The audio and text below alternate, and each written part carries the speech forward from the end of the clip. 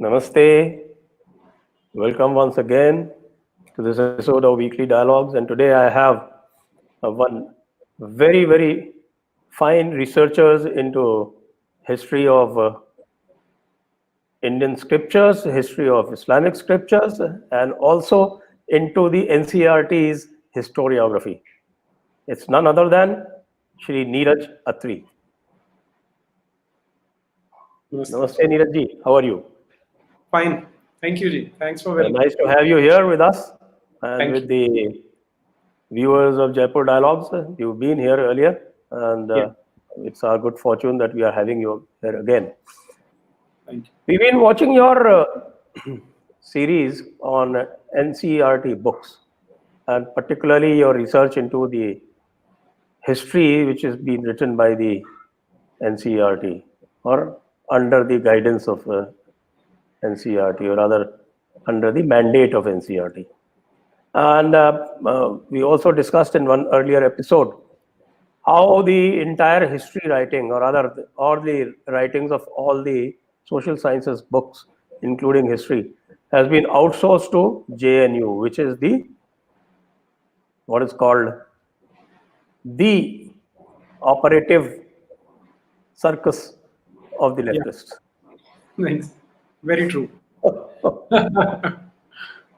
I would say that is the crime scene for the leftists, and that is where they commit all their basic crimes against India, and where they seed their anti-India narrative, and where they sit and design the various schemes like urban Naxalism, like Naxalism in the remote areas like forests and desert areas, or deserted areas rather, and the entire Red Corridor is actually designed in these institutions led by the JNU. And this is not from today. This is actually started by the Aligarh School of History, and that was way back in the 20s. And the progenitor of the Aligarh School of History was Muhammad Habib, the father of Irfan Habib. Yeah. And Muhammad Habib also happened to be some kind of a mentor and guide to our first Prime Minister, and also the tutor of our third Prime Minister. So he was not just the tutor of third Prime Minister, he was also the what is called master in the sense of, the Sufi Pir and Murid, in that sense, of Nurul Hasan, who ran our history, or who ran our education system for 6 years from 1971 to 1977. Yeah. So that is the kind of roots that these people have gotten into in the entire system, and it is no wonder that for 60-70 years we have got the kind of history that we have got. And since you have been looking at the NCERT textbooks, particularly because these books are directed at the impressionable minds, our young children, and they do their slow poisoning, and that slow poisoning ultimately, when you see some deracinated kind of people indulging in urban Naxalism, the seed comes from there. Many of them are able to get out, but many of them are not able to get out, and they are crippled forever. So what is the kind of research that you've done into the NCERT books? Let us have you share some instances or some samples, because the sample will ultimately give out the true story. And I think you have got a very good sample. So let us have some samples from this great research that you've done. Fine. What we can do is, I'll take first reference from class 6, when history is introduced to our students in CBSE run schools where NCERT books are prescribed. Now what they do is, in class 6 itself, the narrative is designed in such a manner that any person belonging to Indic faiths, especially Hindus, they are time and again forced to realize that they belong to a tradition which has always been misogynist in nature, which has always been exploitative in nature, which has always been discriminatory in nature. And the first example that I'm sharing with you is this slide which you're looking right now. Here I have presented 4 instances of class 6 only, with the child is just 12 years of age. And now here, what is the strange part is that throughout the world, when a history book is written, it has 2 objectives in mind. One objective is, of course, to present history. Second is to give the students, the future citizens of the country, a sense of pride in themselves about their ancient traditions. Our books, these NCERT books, which were commissioned in 2006 by UPA 1, they work on exactly the opposite to this. Now, just go through these samples. The first one is page 55, class 6. However, some people, such as those who were regarded as Shudras by the priests, were excluded from many rituals. Next is the next page. Other women, sorry, often women were also grouped with the Shudras. Both women and Shudras were not allowed to study the Vedas. Flip 4 pages ahead. Then again, however, women dasas and kamkars could not participate in these assemblies. I'll come into the details of that later on. And then at page 72, generally women were not allowed to study the Vedas and they had to follow the ashramas chosen by their husbands. Now, these Right. 4 sentences are sufficient for any person who entered class 6 with self-respect, with the confidence that he belongs to a great tradition. They are sufficient to just puncture all his self-pride, all his what should I say? Self-esteem. Yeah, and his entire spine is going to be broken by these 4 sentences that you belong to such a filthy tradition which used to do this. Now, the ironical part is, again, I'm probably repeating myself, that had these been based on truth, we should have accepted them. We could have accepted them with a pinch of salt that, okay, we belong to such a rubbish tradition, now let us change it. But this is all based on lies. The first and foremost example, when they talk of exclusion of women, reading of women as far as Vedas or Vedic corpus is concerned, let us keep in our mind that there were numerous Rishikas who have written the shloks of Vedas themselves. And if you look at the entire world, probably this is the only tradition whose scriptures have a participation from women. And Yes. yeah, and strikingly enough, it is being presented exactly opposite to this. If you look at the next slide, that will elaborate in a better manner. The next slide tells you, now this is again from class 6. Here what they're saying is, here they're introducing Christianity. So now just think about the psyche of that 12 years old boy or a girl who has been fed with those 4 sentences which I just showed. Now what he is going to read. About 2000 years ago, Christianity emerged in West Asia. Jesus Christ was born in Bethlehem, and so on, so on, so on. And then there is one portion of the Bible which has been quoted. Just look at this. Blessed are those who hunger and thirst for righteousness, for they should be filled. Sorry. They shall be filled. They shall be filled.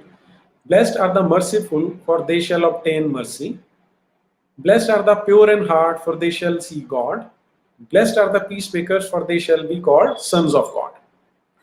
Now, this much study of Bible is sufficient for that child to think that his traditions were bad, and if I have to choose something else, then here is an alternative for it. This seems to be some kind of a Christian proselytization program. Yeah, exactly. That is what these books are. But hold on for a second. Let us look at the next slide also. Next, please. Now look at this. Find Arabia on the map. 6, there is a map given. Then I'll start from the second paragraph. Around 1400 years ago, Prophet Muhammad introduced a new religion, Islam, in Arabia. Now, next sentence is very key for us. Like Christianity, Islam was a religion that laid stress on the equality and unity of all before Allah.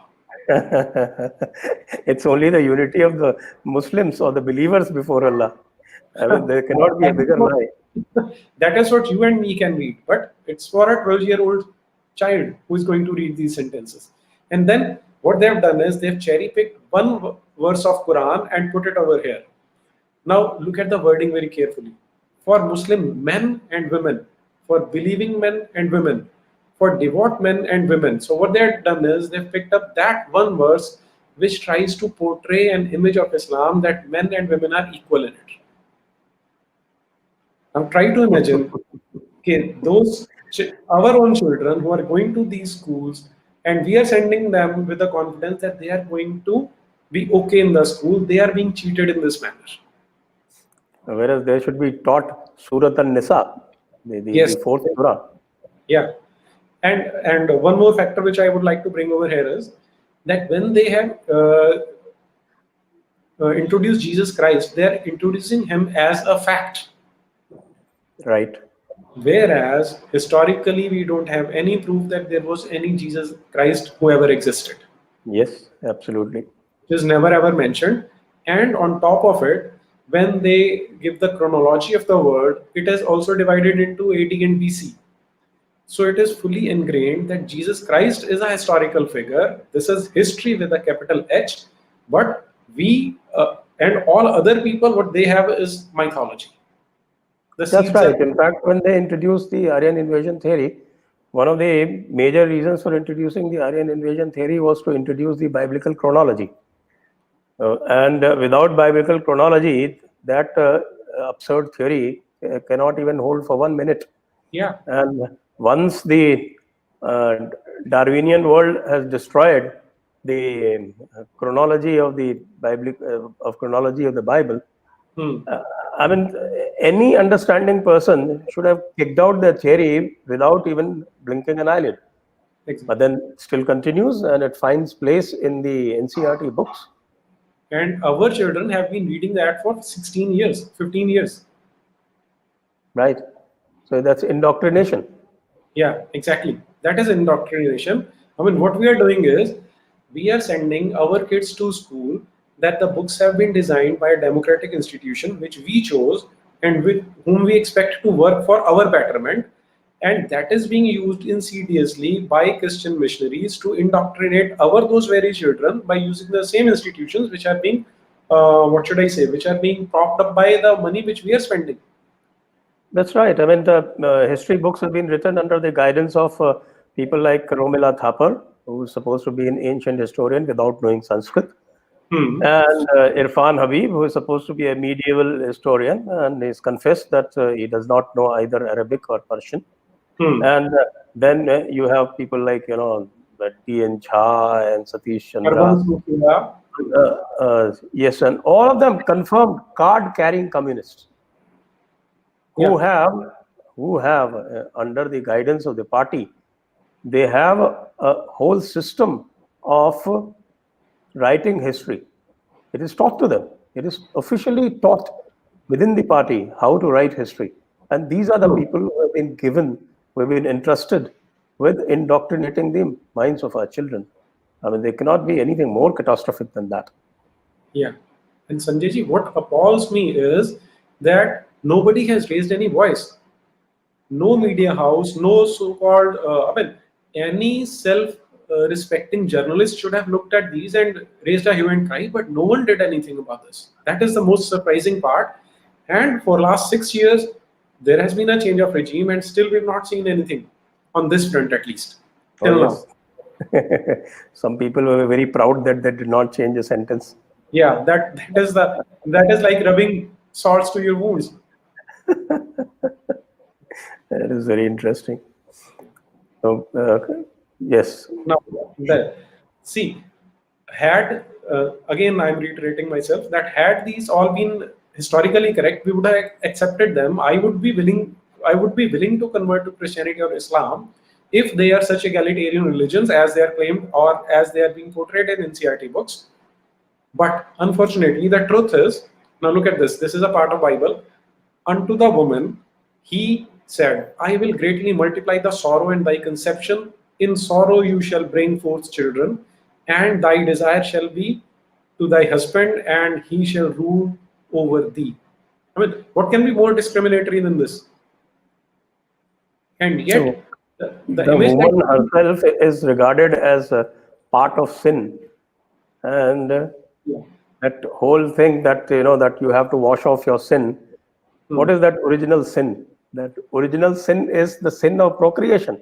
yeah, Procreation is taken as a sin. There cannot be anything more regressive. There cannot be a thought which is more regressive than this, in which absolutely. woman is treated as an object and the woman is treated as part of that sin. And we have a God who is, I mean, what is doing? Giving a sort of a shrap Yes, to it's a women. curse. Yeah. and and still the children are being fed something which is entirely contrary to the facts. And we are in 21st century. Absolutely right. I mean, you and me, we can go and we can refer back and we can form our opinions by ourselves. But children, they take these books as some kind of gospel. Exactly. See, that is irony. We are saying gospel. Yes, gospel. Gospel is Yeah. a dogma. So Yeah. when they say that gospel, Yes. they are not being taught to use their brains. They are just being fed. It's actually Exactly. just being fed a dogma. So Exactly. these books have become completely dogmatic. Yeah. Instead of promoting critical thinking, Hmm. they are being promoted as a dogma because there are three chief dogmas in the world, and that is Christianity, Islam, and communism. And Yeah. all three seem to be combining here in the NCERT books. They have, yeah, they've joined their hands, and that is exactly what is visible. That is reflected in these NCERT books. Quite right. Just look at the next slide. Then it's again an extract from Bible. But I suffer not a woman to teach, nor to usurp authority over the man, but to he in silence. For Adam was first formed, then Eve, and Adam was not deceived, but the woman being deceived as in the transgression. And woman was not even equal. She was formed out of the ribs of Adam. Yeah, that is why she is distorted.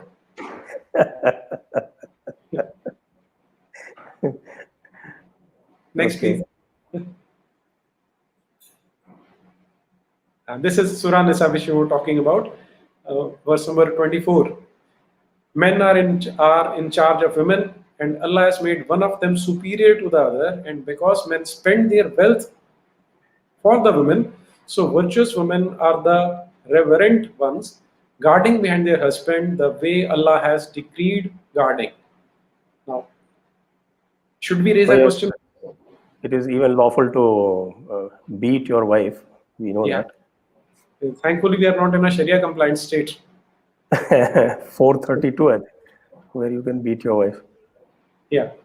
424. Okay, yeah, 424. Right. Yeah. Yes. This is the one. Yeah. Yeah. Next, please. This is the. This is the one.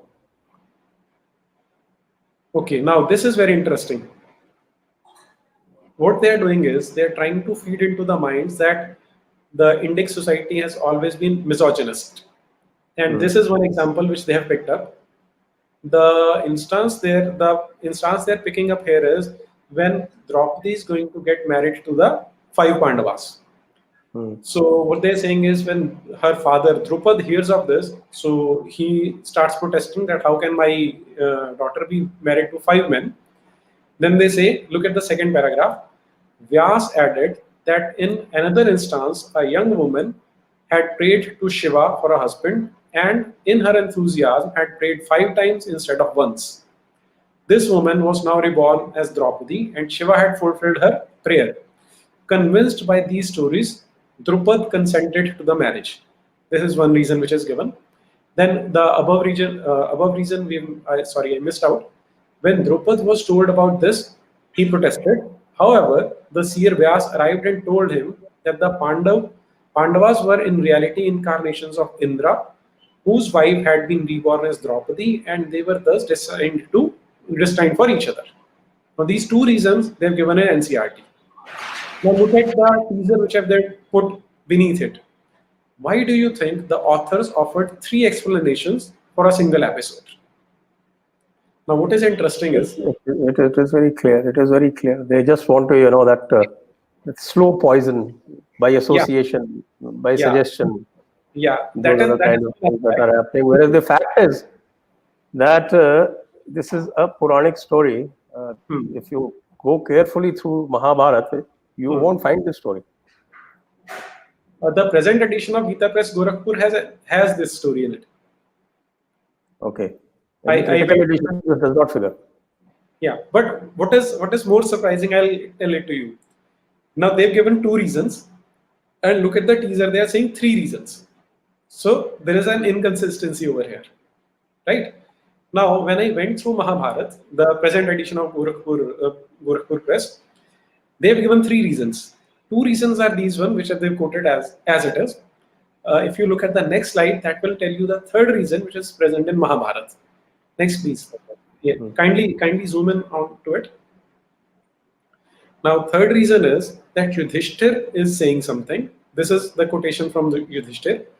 My tongue never lies, and nor I have any leanings towards unrighteous conduct. Adharma is the word which he has used. But my mind is inclined for this marriage. That is why this marriage cannot be unrighteous. In the Puranas, there is an instance where a girl of Gautam Gotra named Jatila married 7 sages. Similarly, Varakshi, the daughter of sage Kandu, also married 10 great men who were mutual brothers. Now, next is more important for us. The command of Guru is considered righteous, Dharam Sangat, and mother is considered to be the supreme Guru. Since command of this marriage has come from our mother, therefore this is the only righteous decision for us. Now, in short, what Yudhishthira is saying is, this is our dharma. If अगर माता ने कहा है तो वो पहला गुरु है, तो कभी भी अधर्म नहीं हो सकता, हमें इसको मानना है. Now, had NCERT put in this portion, that would have indicated that the Indic society gave such a venerable position to mothers and women. Now, also, they are duty bound to put a disclaimer that this version does not exist in the critical editions. Yes, that disclaimer is not there. See, what they are doing is they are not telling history to our student. It is like you rightly mentioned, it is slow poison which they are feeding. And pursuing to that agenda of theirs, they've deliberately deleted this portion because it would have run contrary to that agenda. That here is a blatant example in the phase where mother is considered to be the first guru. And this is something which they don't want the children and the students to learn. Now, this will become more clear if we go to the next slide. Next, please. Okay. Now, this is another example where they're again using those conjectures. I come back to it. Can we please skip to the next slide right now? Next, please. Yes, look at this. Now, on the right side, the title is Were Mothers Important?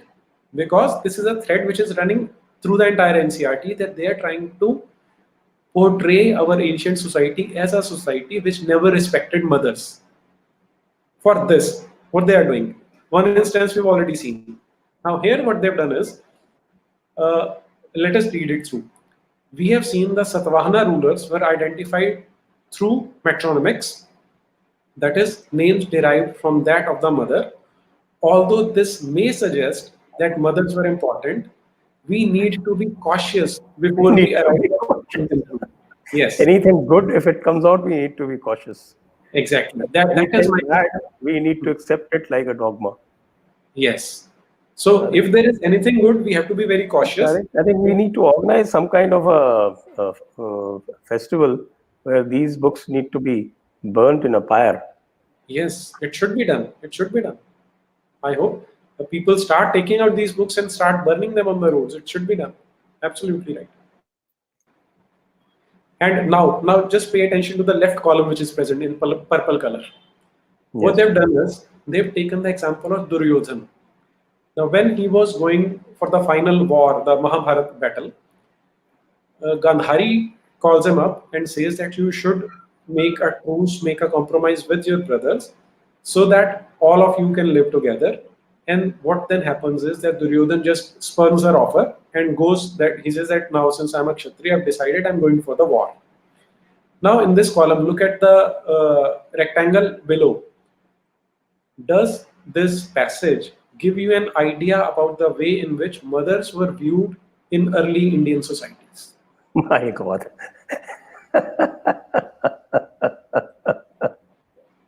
This is the level to which they have fallen. And again, notice that they are not saying that this may, earlier we discussed that sometimes they put a disclaimer that this may not have been factually correct.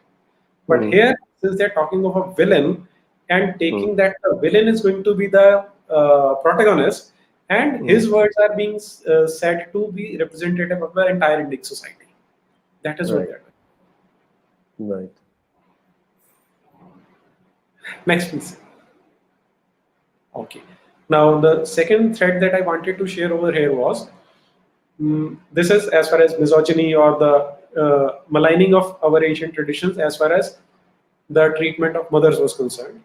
Now, second aspect that they've taken up is that when they are discussing anything about ancient India or the kings which did not belong to Islamic tradition or Christian tradition, they are either being lampooned or being portrayed as some possessed with negative qualities.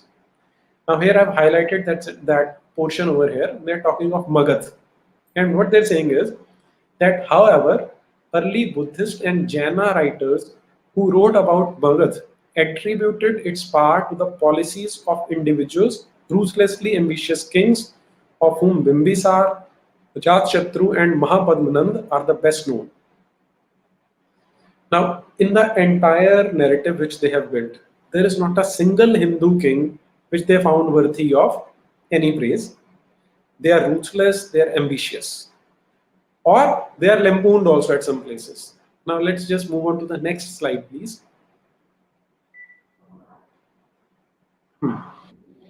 When they come to, this is not from NCERT, this is a different slide. Whenever they are talking of Islamic rulers, just yesterday, a mother sent me a message. She said that my kids are in 7th class, and since online classes are going on, and I was overhearing the lecture of my kids, she says that Khilji was so much glorified that it was sickening to just listen to it.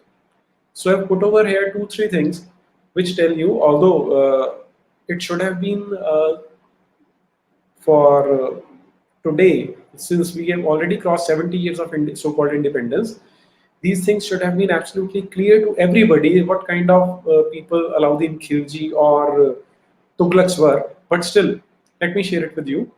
Now, this is an instance. How did Khilji start his career? By killing his uncle. Yes. And not only his uncle, that uncle had brought him up from his childhood, and he was also his father-in-law. Yes. What he does is, he calls him and treacherously kills him. And this is from Tarikh-e-Firoz Shahi, which is written by an Islamic scholar himself. But this Alauddin Khilji is neither ruthless nor ambitious. On the other hand, those 3 kings, out of all those 3 kings, only one was there who just imprisoned his father, and then again under an episode of guilt, he released him also. They are ruthlessly ambitious, but these people are not. Next, please. I think our good friend Javed Akhtar Saab seems to be reading the NCERT books. That's why he's in so much praise of Alauddin Khilji. Yeah, I was amused also, and I was frustrated also when he was saying those things. Anyway. Yes, I did a video on him on that. Yeah, I saw that you thoroughly exposed him, and that is exactly what should be done. These people should be named and shamed publicly. That is what needs to be done. Next, please.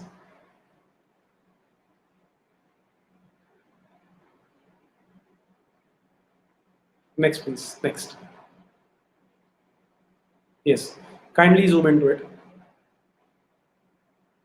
Now, this is from one of the most benign rulers, who is Muhammad Tughlaq, who is portrayed to be very benign. See what he's saying. This is written by him himself.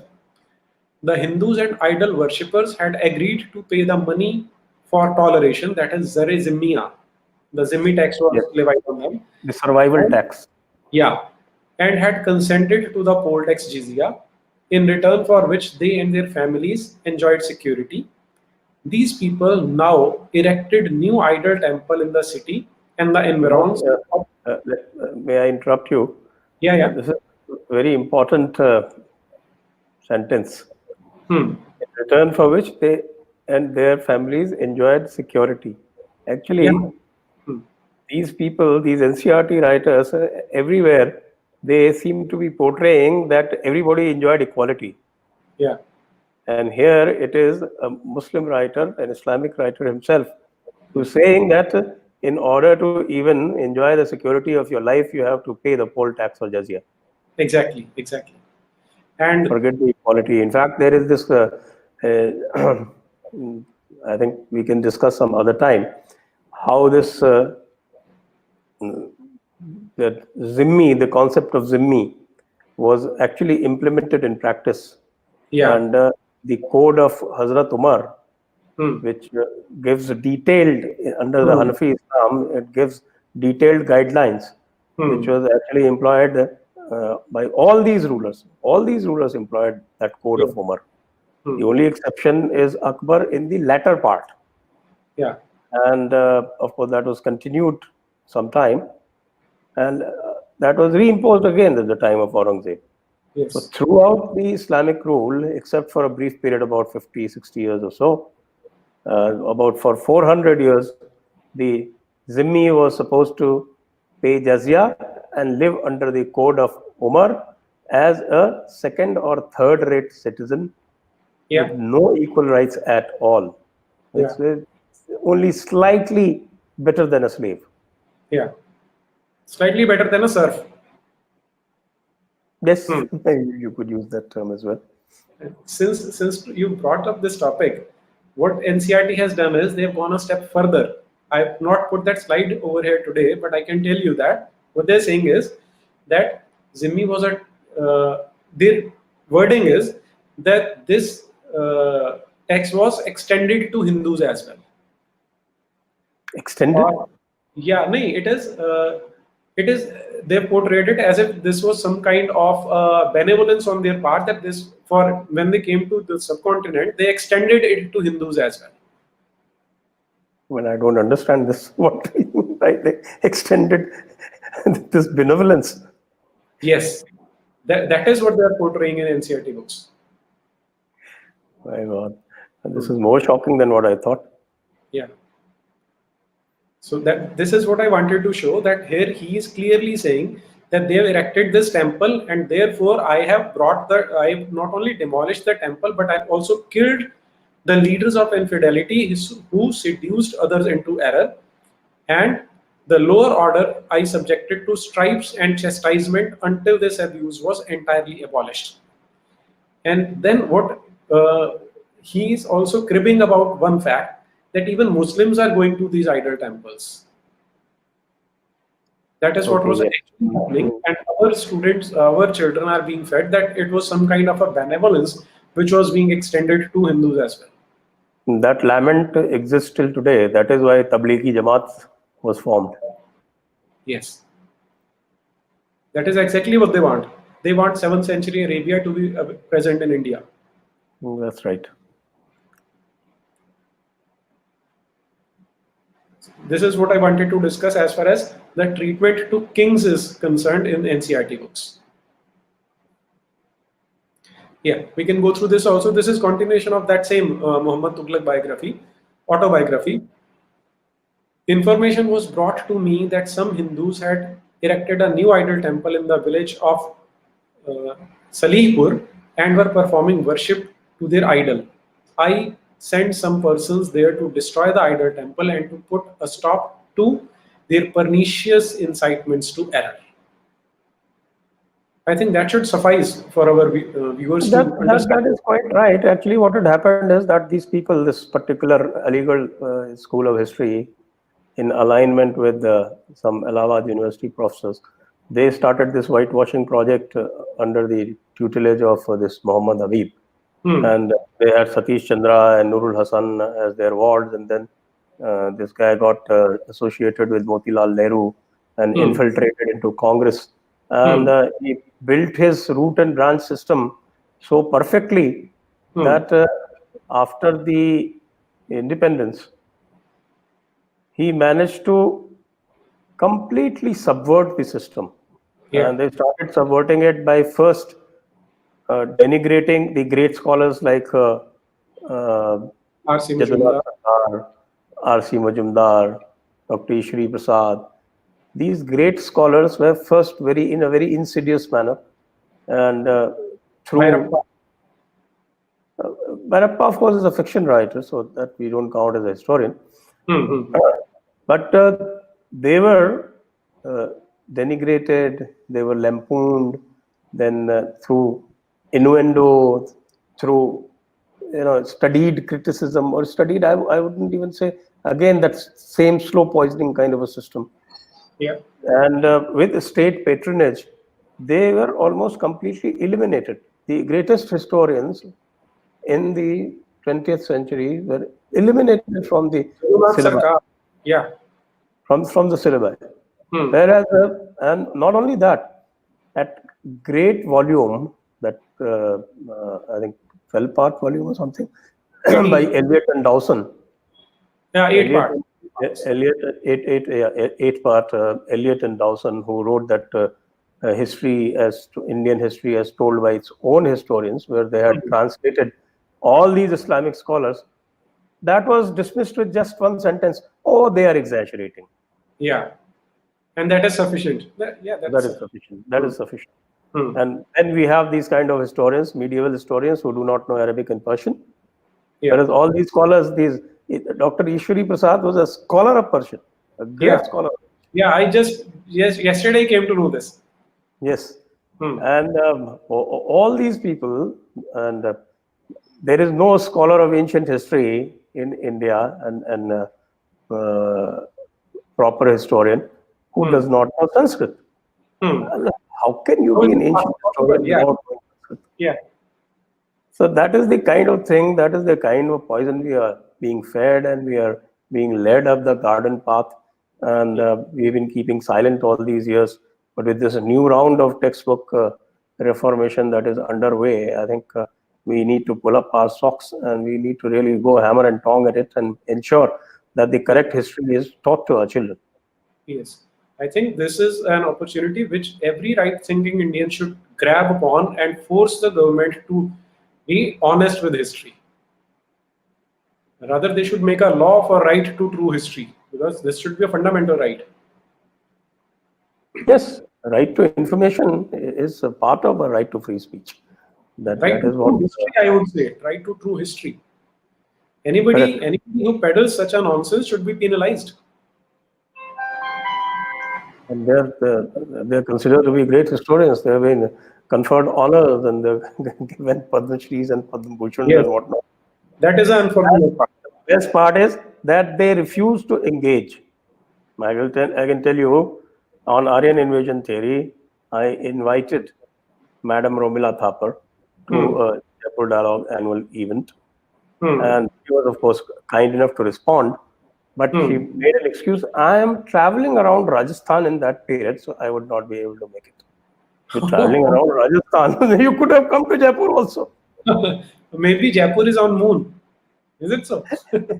And then what I did was, in order to highlight this in Jaipur Dialogues, with the help of some friends who committed that they would honor their word, I instituted an award, a purse of rupees 2 crores to anyone. Yeah, I know that. I'm familiar. Actually, the Iron Invasion history, there's not a single claim till now.